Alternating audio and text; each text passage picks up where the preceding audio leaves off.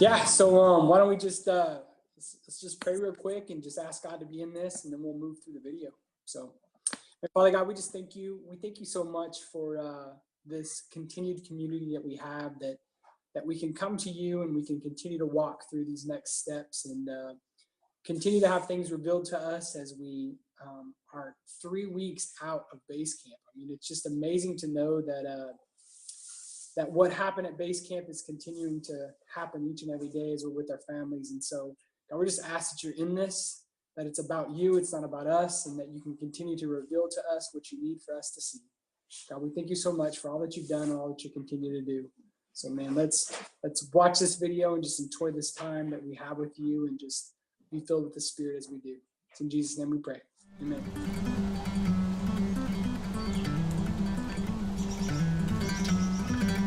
Today, we're going hiking with John.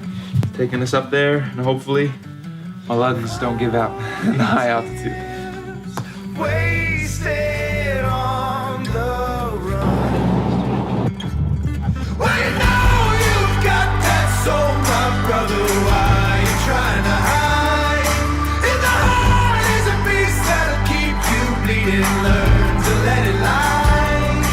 In the walls of the mausoleum. Mausoleum, and we're all just trying to reach the other side.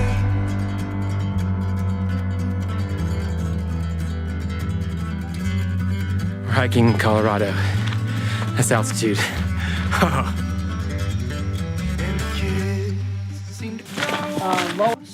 How you doing, Jason? Oh, you know, sometimes I'm breathing, sometimes I'm not. Pretty good, though. Such awesome footage. Yeah.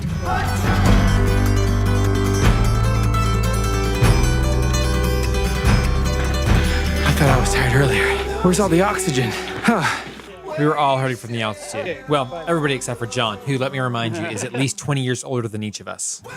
But we were each very excited to be outside, up in the mountains, and enjoying the beauty.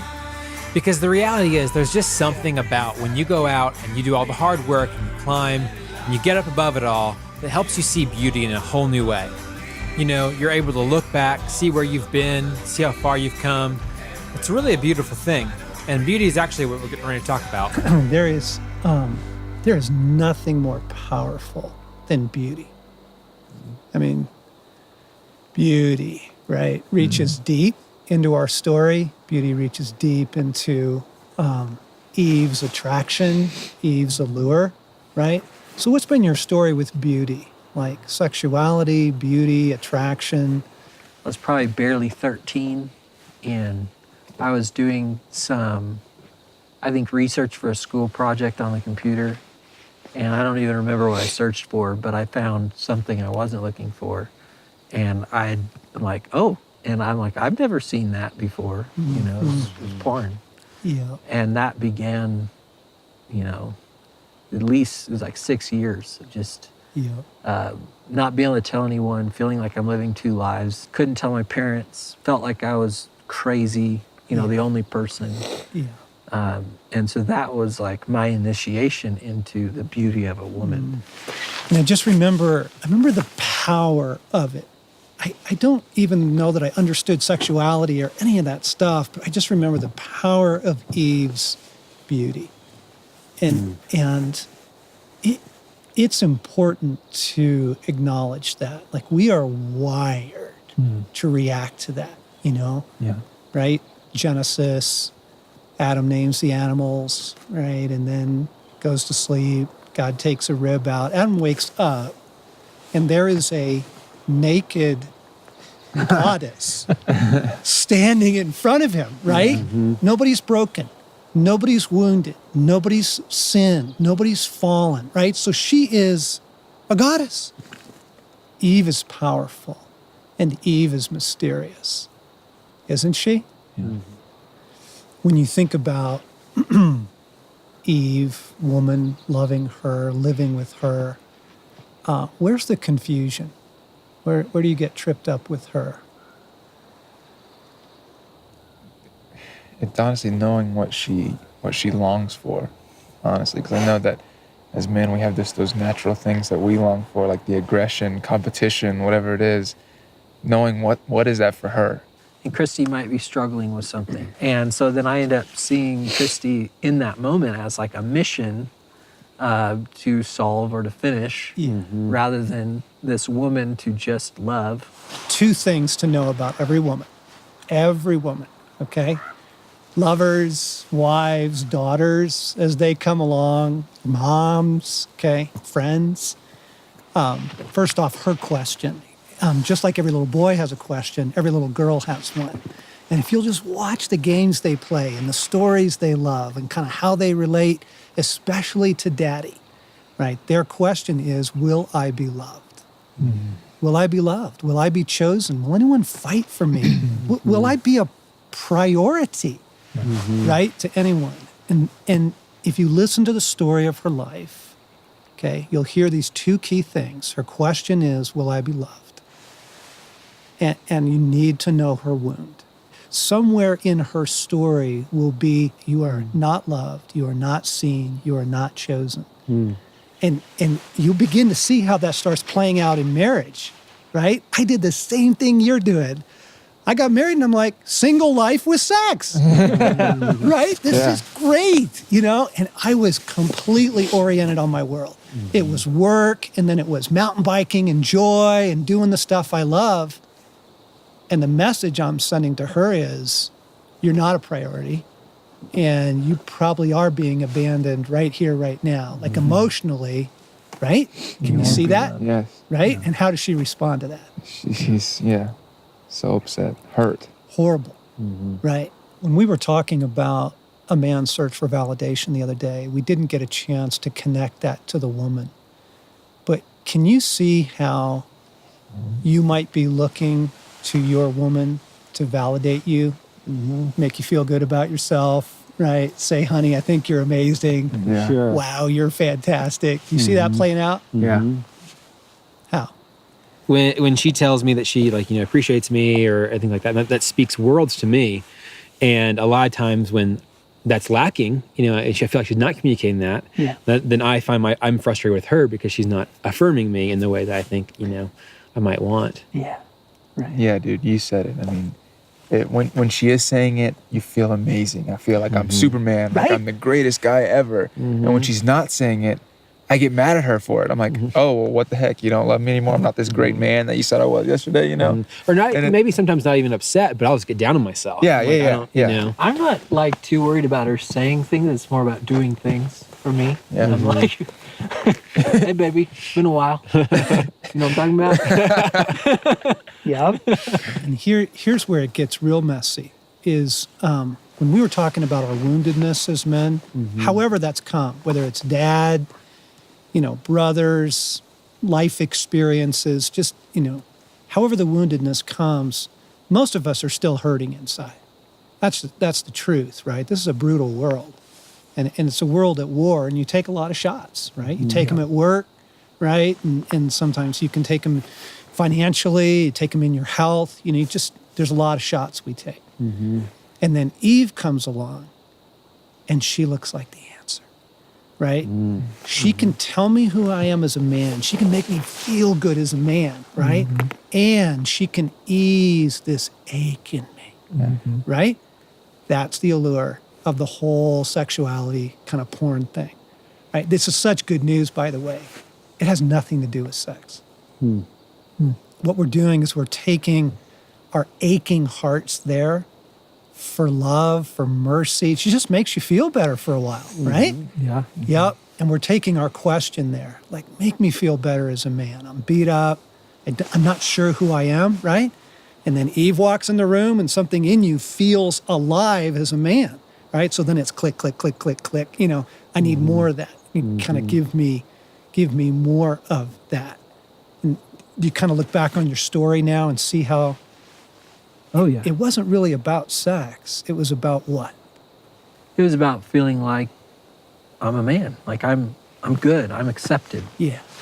I'm what I'm supposed to be. Yeah, right. Because to have a woman offer herself to you, right? Yeah. It feels like the answer to everything. I'm not looking at porn, Right, but right.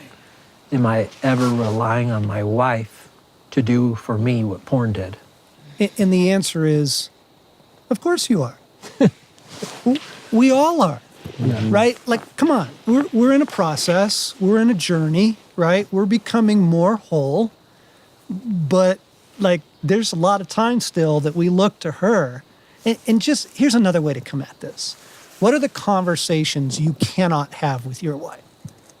Where's the DMZ? Where's the no-fly zone? What are the subjects that's like, if I go there, it is not going well? For me, it's her family, right? I think early in my marriage, I was really, really insecure, I think, in myself. And not that I'm super secure now, but I wasn't secure enough to be able to have her parents come in town and her dad offer to fix something and me not take that personally. Oh yeah, I've been there. And things like that. Right? Yeah. I feel weird saying this even. It's when I ask her about her time with God.